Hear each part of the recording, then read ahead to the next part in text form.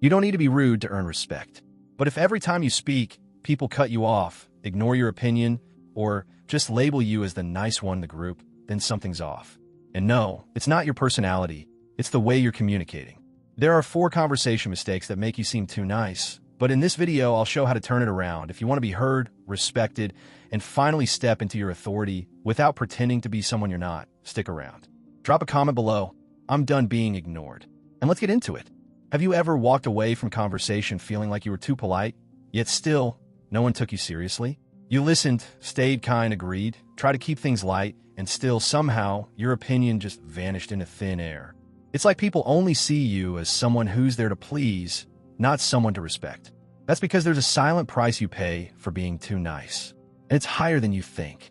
Over time, you get pushed into a space where your ideas don't make an impact, your words don't stick, and your presence starts to fade.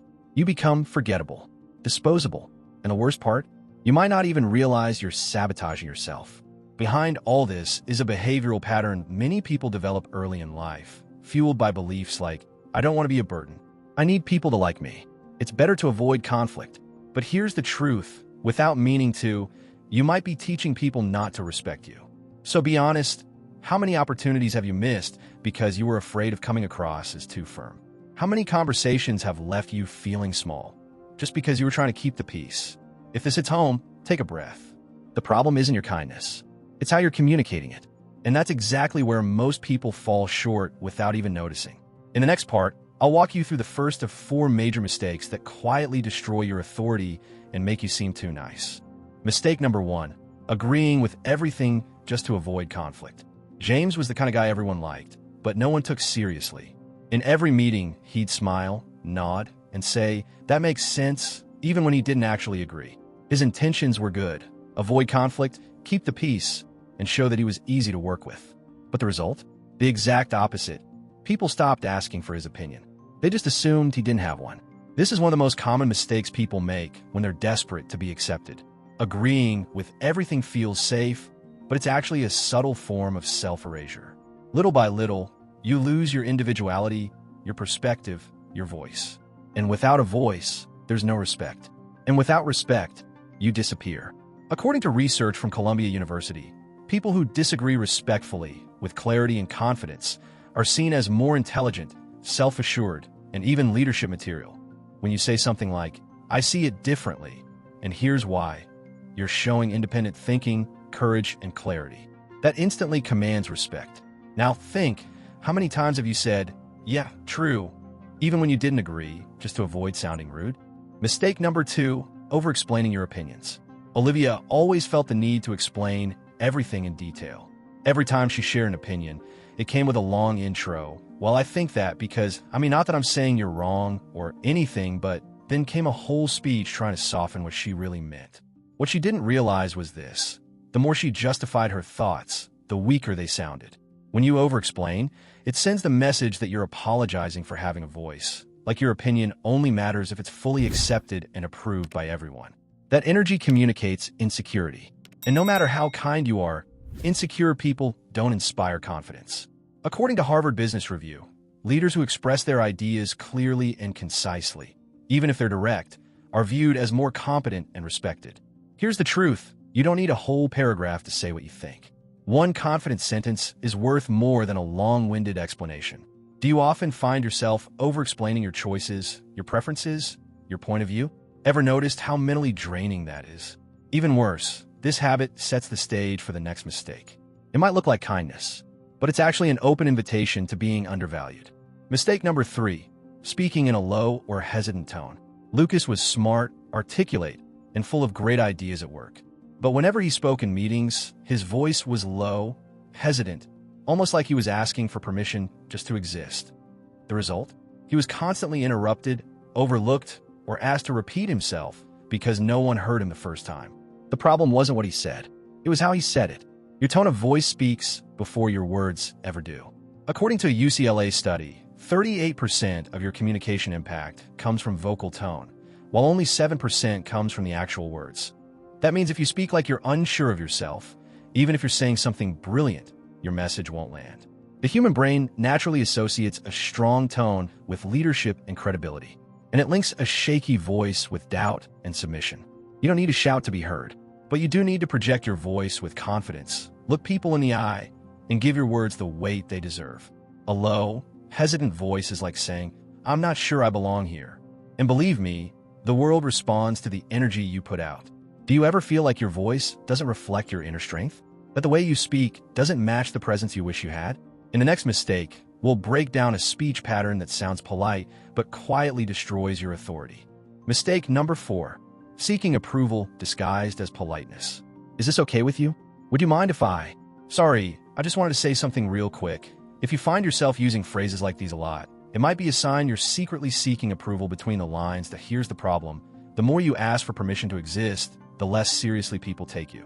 This kind of speech often comes from a deep-rooted belief. If I don't bother anyone, don't disagree, and always sound nice, people will accept me. But that doesn't build respect. It builds invisibility. When you're always trying to be nice, even at the cost of your own truth, you start putting yourself second. And that chips away at your credibility in every conversation. True authority doesn't come from being harsh or aggressive. It comes from being clear, confident, and respectful. The world respects people who respect themselves first. Politeness that hides fear turns into quiet submission. And people can sense that, whether they realize it or not. Your message loses power. And the way you're perceived starts to lose impact. Have you ever caught yourself apologizing just for sharing your opinion? Do you feel the need to explain every sentence so you won't seem rude? If so, it's time to rewrite that script. Now tell me in the comments, which of these 4 mistakes do you catch yourself making the most? Drop this in the comments. I used to be too nice, but now I see it clearly. And of course, if you're ready to master your communication and stop being seen as the harmless nice one, hit subscribe, turn on notifications, and share this video with someone who really needs to hear this today. Have you ever stopped to think about how people really see you? Not how you want to be seen, but how you're actually showing up in the world. Most people never ask themselves that question. They keep repeating the same patterns, hoping for different results, and then wonder why they're still being underestimated, ignored, or treated like they're invisible. Being kind isn't the problem. The problem starts when kindness becomes a mask, a shield you use to avoid conflict, discomfort, or rejection.